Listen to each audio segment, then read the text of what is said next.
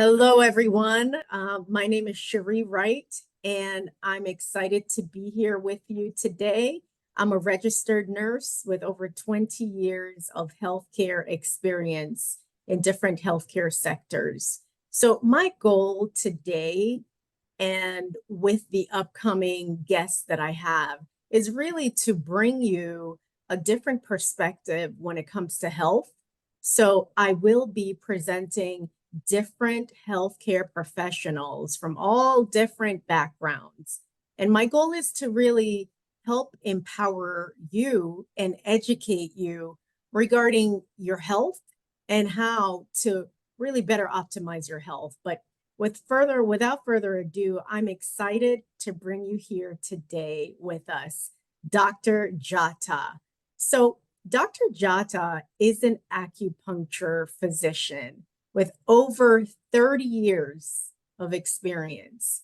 He has worked in various areas such as serving the medically underserved communities in different countries such as St. Lucia, Jamaica, and North Miami Beach. So I would like to introduce you all to Dr. Yata, acupuncturist physician. Thank you so much for your time today, Dr. Yata, and for being here with me. Please share with us what exactly you do as an acupuncture physician. I'm happy to be here with you today. I've looked forward to this short meeting with you for a long time. Um, Likewise. as you say, in Florida, they classify me as an acupuncture physician, which is really a misnomer because the syllabus that we learned in becoming a doctor of traditional medicine is much wider than acupuncture. It entails dietary counseling, exercise therapy, meditation. It goes into aspect of herbology, and then we lead into things such as hygiene. And any good physician, in my opinion, I think that I will really be a hypocrite if I didn't have a farm or have access to growing things. When people come by our humble clinic, the clinic is surrounded here with food because that's the foundation for people is good nutrition. Wow. And you know what, Dr. Jata, just to interject, because even for myself, I was not aware of the breadth of practice that an acupuncture physician does, right? When people think of traditional acupuncturists, you think of just the needles, right? So Yes, the fact that you're telling me it's really a holistic approach that you exactly. do have, and that is phenomenal. Exactly. And I'm glad that we're bringing this to the forefront today because, again, the name would imply a limited scope.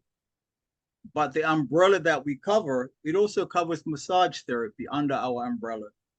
And massage therapy by itself has so many avenues. It has shiatsu, it has Thai massage, it has Swedish massage, it has tuina. So a good holistic physician is versed in all of these disciplines because life is like a chest of drawers. Okay, you have many, many drawers that you have to open in life and fill them with the right substance. It's not a blanket approach to life. You have the drawer of hygiene, of health. You may have to pull the drawer of exercise once in a while. For instance, let's take the exercise therapy, for instance. You have special exercises for your lungs and your heart. So if you wake up one morning and your lungs are a little tight, you could pull that drawer of exercises, pick one specific type that you learned in order to expand and open your lungs. So a traditional physician is one who really embodies the scope of life. As there's a night and a day, they encompass all of the faculties of the day and the night within the discipline. Now, the most important thing for me is a good physician is one who practices what he preaches. Absolutely. So I've been a lifelong learner in this particular discipline because I have to do certain things for myself. I can't be relying on anybody for my health. I have to be proactive, dynamic, which means I have to be moving in order to gain health and strength. So when anybody comes by me, the initial interview is, are you ready to roll up your sleeve and go to work? Because health is a two-way street, right? We have to Yes, empower people to take yes, better care of themselves, which leads us to where we currently are in the state of healthcare, right? People, for the most part, are not partners in their care no, with their healthcare provider, and that's what's needed. absolutely. And it's a two-way street because I learn from people and they learn from me. Mhm. Okay. Um, the present condition we're in now is one of apathy, in my opinion, very apathetic. And a lot of people are apathetic because they don't know. So a platform like this, to me, I have to commend you. This is a wonderful platform for people to learn, and then they can do their research. Thank you. Our present state of condition now is we're not really being active in our part, and we're not active in having a life plan of really how to move through your day. Just like your body has a body clock, the creation we live in has a clock. Dawn comes, the zenith comes, sunset comes, midnight comes, there's a clock. Your body also has an internal clock because we live between the heaven and the earth, correct? Correct, correct. Correct. So we Yes. have to move with the flow of everything else as opposed to going downstream when we should be going upstream. So talk to me more about that because I'm actually excited to hear what you see when you see your patients, right? And we talk about nutrition and counseling, and you live on the farm or you are practicing what you preach. So on a daily basis, what are some things that you're seeing, especially when it comes to the modern day diet? You are fortunate that you live in a climate where you can grow your own food. You have access to good quality things, but there are food deserts out there. There are people that do not have access or even the education to proper nutrition and what they need to consume to nourish their bodies. So, if you can just share with us and give us some tips, like what are some things that you're seeing, or what should people really be focusing on if they want to really empower themselves, like basic things? Basic things that we're seeing here is a lot of people are really malnourished. And malnourishment comes from two sources. Is the food they're eating malnourished? Generally, it is. Wow. Because the soil that is grown in, usually the monoclimate we have for farming now, and the pesticide growing of foods make the foods actually impotent. So Wow. you would consume and things have been on the ice for so long. It comes from California. We drink water from Fiji. Things come from California, frozen truck. It comes into your refrigerator. It stays there for a week. So by the time the food comes to you, it's really a package of inflammation. Wow, that's powerful. So what you're saying is that even organic isn't really organic, not like in the traditional sense that it should be. Exactly, Yeah. exactly.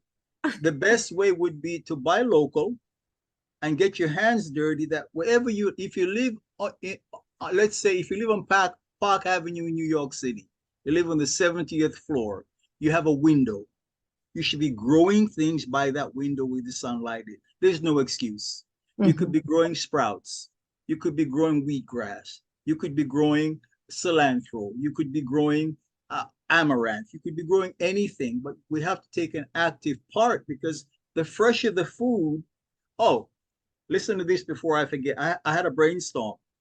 Digestion begins when you plant the seed. Wow, I've never heard of that before. Think Wow. about that one. Yeah, So, in other that's words, powerful. the meditation you have in planting the seed, finding a proper environment for it, nurturing it, watering it, attending to it, all of this builds your digestive enzymes within your body. So when you do consume it now, it's already consumed, it's already nourished in your body. Mhm. So we have to take an active part in growing things for ourselves, even if you live in an apartment. There's no excuse why you can't grow something now. You may not know how to do this, but it's highly possible. Well, I think that sounds like another segment that we need to do and how Oh, to that's introduce people how to do that. Yes. tremendous. At our Yeah. clinic here, we teach people, we have a class on sprouting and juicing, fermentation. We have smoothies and milkshakes. We have another one on, wow, forgetting it now, making coconut milk with sea moss. Oh, So wow. we go through an entire process of health preparation and providing for food. This would eliminate the body being inflamed. Now, let me explain to you how inflammation occurs. If we eat improperly, which means if we eat the wrong thing, or we eat a combination of the wrong thing, it's going to cause inflammation in the body. And when we do that over a period of time, the spleen, pancreas, the stomach that has to deal with these improper, imbalanced things becomes inflamed. It may start out to be acute, but when you pound it and pound it and pound it over years, it becomes chronic. So this is important now that we have to have a diet or food intake that is inflammation free. For those of us that can't do that well, the omegas are really heavy hitters for inflammation. So expound more on that, Dr. J, if you don't mind me calling you Dr. J. Um, No, because, I have been seeing, and like most people, there are so many different omegas on the market, right? So when we talk about omegas, what specifically should one be looking for? And how does that help with inflammation? If you can explain to people really how that helps to hamper the inflammatory process. okay. Two things we have to consider here. Omegas are really like, you could say, the Navy SEAL. They're heavy hitters for inflammation.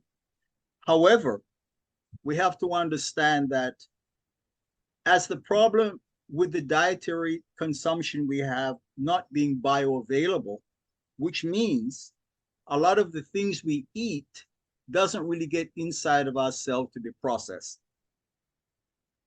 Okay, so that causes inflammation. Omegas also, the ones that are on the market, a lot of them are processed, and the bioavailability of them is processed out of the omegas by the technique of how they process this. The Okay. unique thing now is that you need to get omega oils that are processed and maintain that chaperone effect that nature has. Now, let me explain this a little bit to you. What the real vitamin C comes from eating citrus. If you had an orange, you would eat that orange, or eat that grapefruit, or eat that lemon, or eat that lime. You're going to get the quality of the vitamin C because nature has it encapsulated, balanced to enter your cell walls. When you have just regular orange juice, the processing of the orange juice to make the juice, you lose a lot of the bioavailability of the product.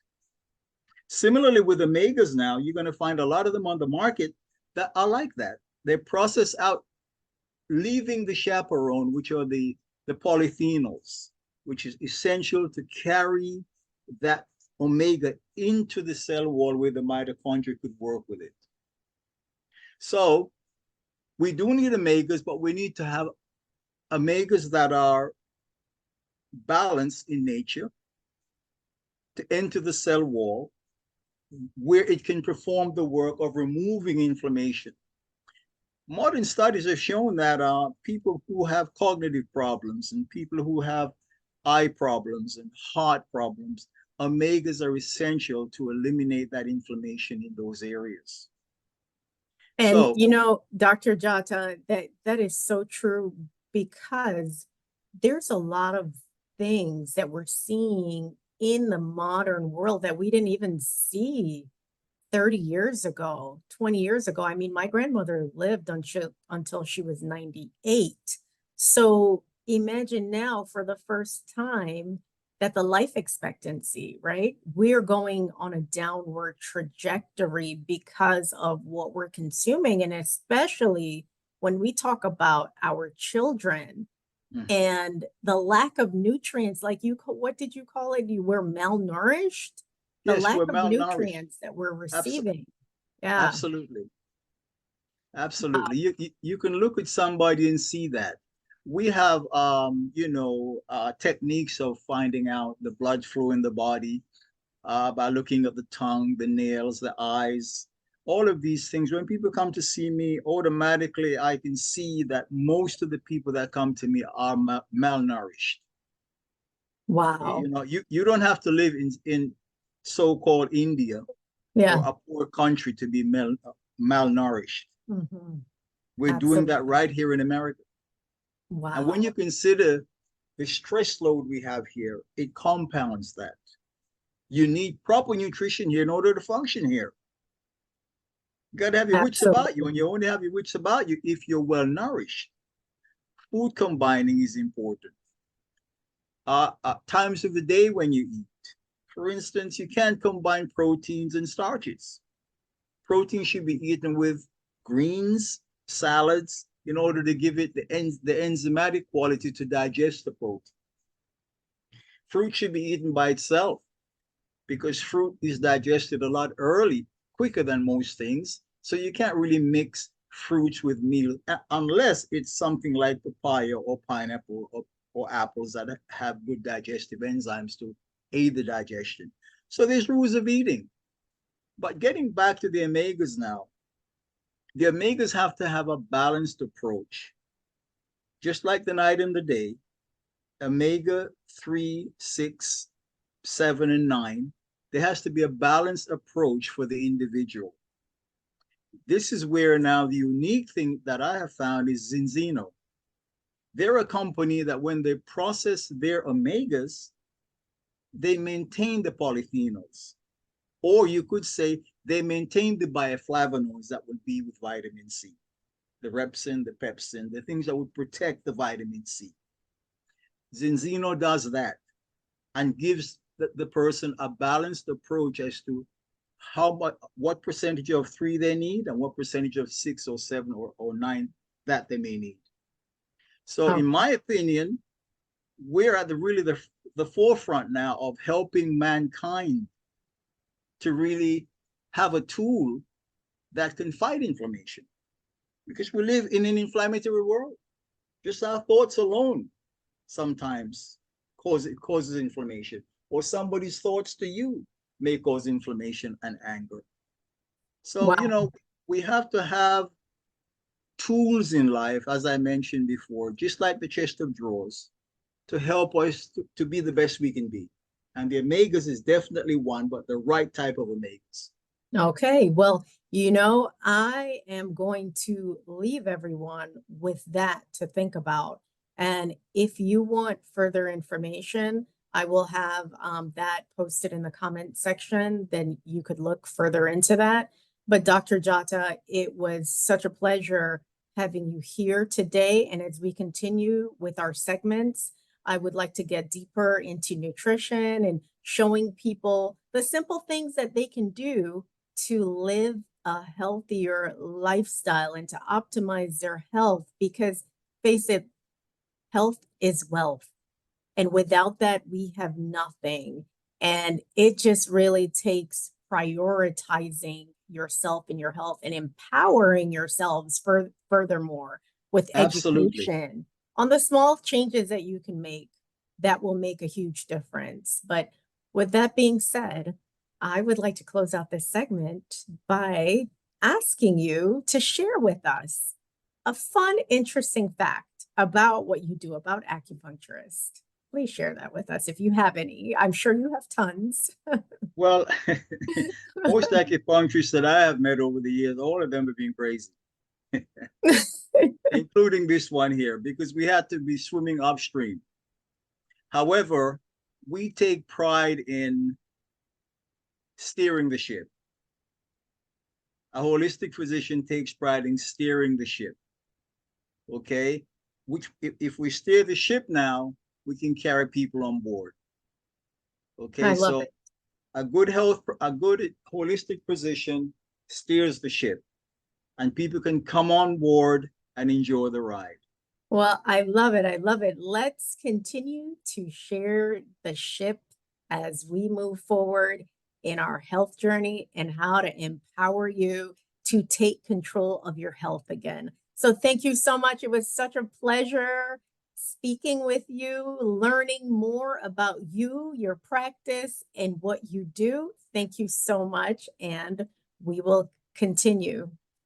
Have a Thank you. wonderful day. Take care. Bye. Bye.